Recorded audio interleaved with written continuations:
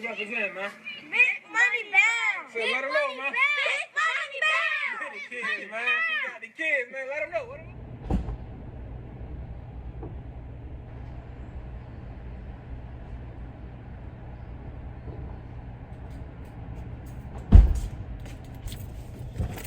Oh, man. Woo. 55 degrees out there, my boy. It's cold. Gotta see my son car seat making a cameo in the back, man. My son car seat making a cameo in the back. That's how my baby boy be riding. He feel me styling back there. Mercedes-Benz type rider. Last night, dog. Well, another night. My third night in a row.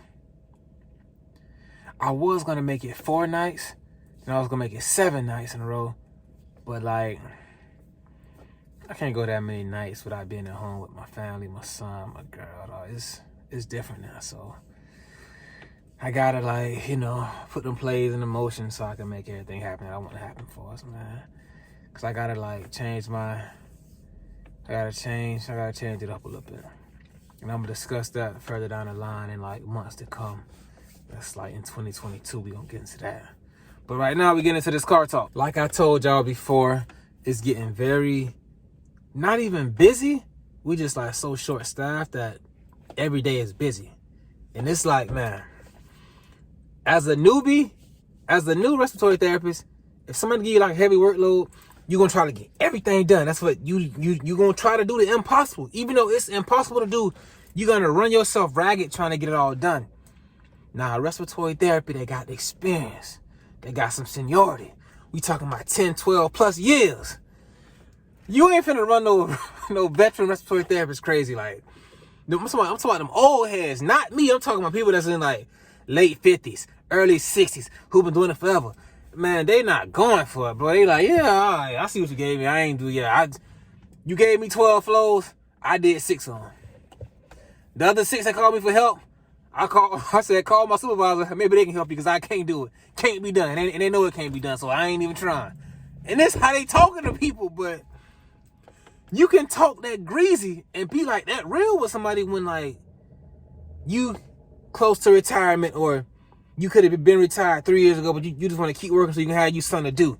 Well, like, you don't really need it now. If you need that money, you need that income. Like, you need all your bills paid, you need your mortgage to settle, then you got to talk a little different. Just like the way you talking now at your job, whatever job that is, that's not the same way you would be talking to have somebody came up to you and handed you $100,000. You may not even be talking more. You may just leave your job altogether. But now you got $100K. You gonna be talking a little different, dog. I ain't saying you gonna be talking like rude and disrespectful. You may just, some things you may put up with, you may not put up with no more, because I got what I need, which is the fatty. So them senior therapists, man, bro, they moving different. They letting it be known how they feel. Like, bro, they saying all this making getters and making gadgets. I'm not doing it. This is not a Home Depot. This is not a mom and pop shop. I'm not creating no device that we don't have. If we don't got it, we don't got it. I'm not making nothing. I don't care what y'all doing. I'm not doing it. To the director, I'm not doing it. Because they know, like, what you gonna do? Take me to HR? I'm gonna tell them you got me trying to do something that's not protocol. You got me trying to make equipment when we need to order equipment that we need. Bro, it get wild. Speaking of getting wild, I know, like, depending on like where you from and like where you grew up at, like, some people probably never seen a pickled egg. Bro, I know it sounds crazy. A pickled egg. Some people never seen a pickled egg. It's an egg that's now red because it's been like soaked in like vinegar hot sausage juice and it's turned red. But it's an egg. So a girl had one at work. Stopped by a corner store, got a pickled egg. I haven't ate one of those in like years, man. Like years. Because I don't mess with pork, so I stay away from the hot sausage. But I have had a pickled egg like a couple years back. Shorty had a pickled egg that was red. She bit into it. They was like, somebody asked her, is that a tomato? But it's an egg. They're like, how is it red? You feel me? So they said, is that a tomato? All I thought about was the lady who was eating the food and she picked up a cucumber and was like, potato. And then she ate it. But it was a cucumber. And she knew that was a cucumber, dog. So I was some potato. That's a cucumber you eating, man. Damn lady. That lady was eating a cucumber and said, I guess she was doing some kind of mukbang on YouTube or something. The lady said, potato. But it was a cucumber. Bro, that just had me wild. Some people never like seen a pickled egg. Like, that's a common one from me. That's like some hood mom and pop type thing, you feel me? Drop down in the comment. Have you ever seen a pickled egg? And it's not like a pickle. It's not pickled. But it is pickled though. But it's not that greenish color. So I finally go to the floors that I'm covering. They had me in a unit, and they had me covering a couple more floors, like 2 other floors. As soon as I step foot into the unit, I go into my first room, finna do my vent check, do my assessment of the patient, find out what's going on, make sure everything good, suction, change, all this, everything that need to be done. The nurse come and attack me. I found that on the ground, and I picked it up, because this is a hospital, that shouldn't be on the ground. Bro, all right. I just got in here, shorty. Like, I don't know nothing, like, bro. I just came to work, and this is the first room I walked into. Like, I don't know nothing about what you're talking about, dog. So, you know, I'm assessing the patient. Patient peak pressures are low. Breath sounds are clear. This patient don't need to be suctioned. I finished doing my charting, hooked the patient up to the breathing treatment, and I proceed to walk out the room. Then the nurse is going to tell me what that lady said. Yeah. How many secretions did you get back? Knowing that I didn't suction the patient. But she didn't ask me, did I suction? She didn't ask me, like, are you going to suction? She tried to ask me, did I suction? Without asking me, did I suction? So I'm like, I can already tell by how she asked the question that people believe that, like, oh, respiratory therapists don't work. I want to make sure you do everything you're supposed to do. And I'm watching you. I can tell, like, her energy. So I'm like, nah, I didn't suction. I'm going to do it after the breathing treatment. When I know good and well, I don't suction as scheduled. I suction as needed.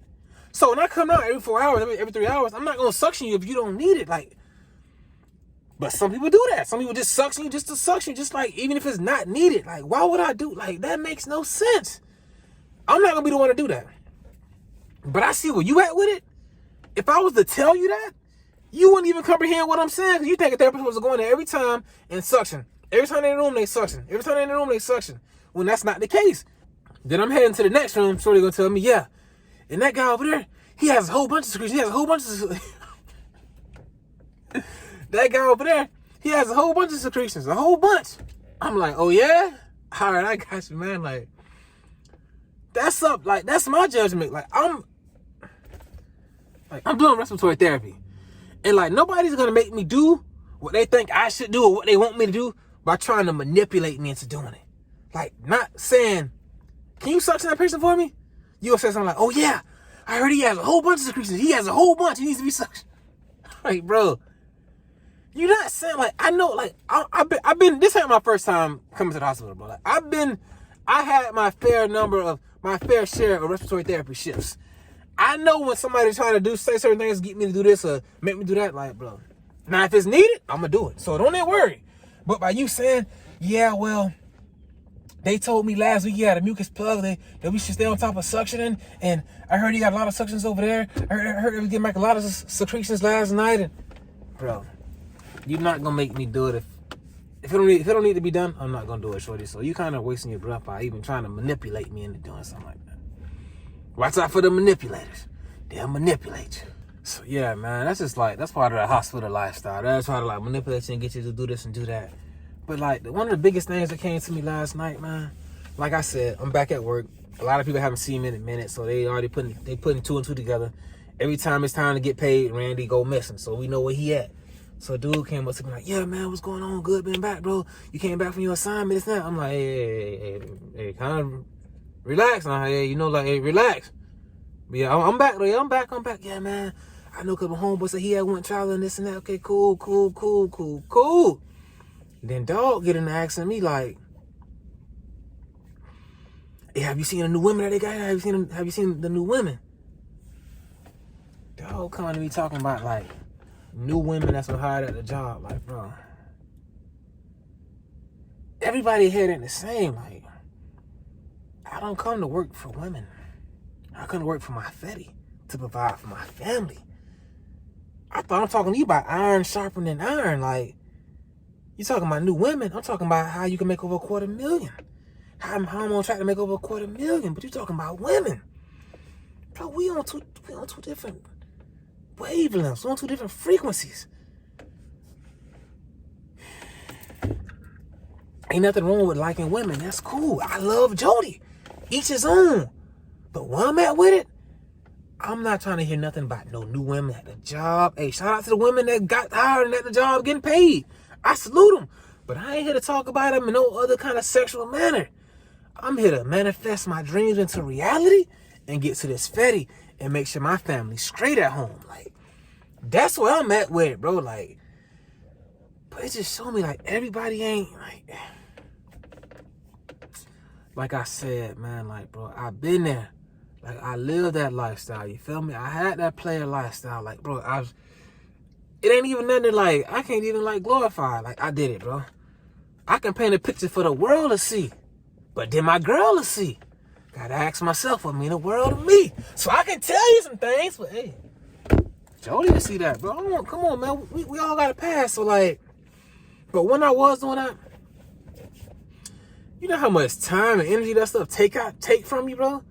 Like, well, what I got going on, man, my family, my brand, YouTube, Big Money Bound, like, all this stuff, like, man, I ain't got that kind of energy to just be wasting here and there, doing this and juggling that and spending money here, spending money there, getting, like, Hey, bro, each his own, though, man, but, hey, man,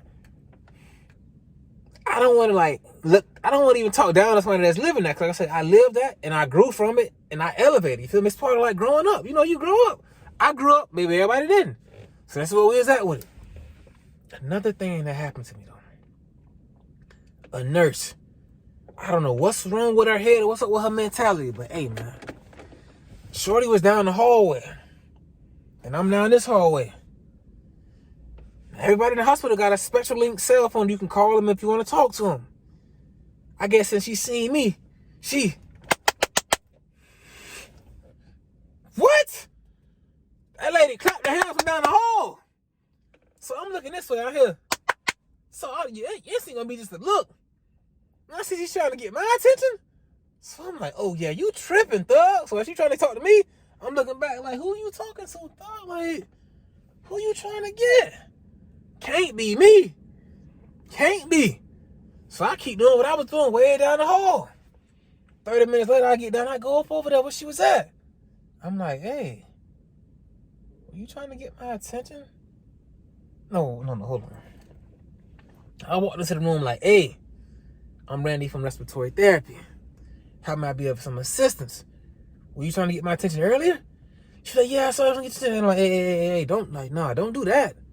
Don't do that. If you want to get my attention, you want to get a hold of me, just call my phone. We got special links. Oh, but I had somebody down the hallway. No, but that's inappropriate. Inappropriate. Hey, we gotta have professionalism. I may take offense to you saying. I may take offense to that. You feel me? Like, hey, I ain't your child. I ain't your puppy. I ain't your friend. Like, hey, if you want to reach me, I can be reached. Just hit the spectrum link. Like, bro, am I tripping though? Like, I don't like, man. Disrespect will not be disregarded by man, woman, or child, nurse, doctor, PCA, phlebotomist, food tech, environmental service technician, flow therapist tech, painters, dishwashers, window washers. I'm just saying, bro. You ain't finna.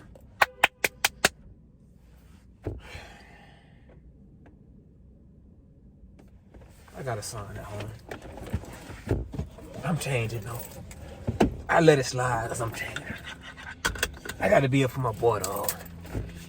Gotta be here for my boy, man. Speaking of being here, as therapists, we gotta be here for the nurses that may be a little bit new or somewhat unfamiliar with the field. 30 minutes before it's time for me to go home, I hear a rapid response. I go into the room. Patient is on a non-rebreather side 75%. I'm like, how the hell is that possible? Okay, sats go coming up 80, 84, 85, 88. Anything that's like a respiratory related rapid response, you gotta draw ABG. I had an ABG kit there. I took it at ABG. I got it first stick because I'm good at drawing ABGs. That's second nature to me now. So I run an ABG.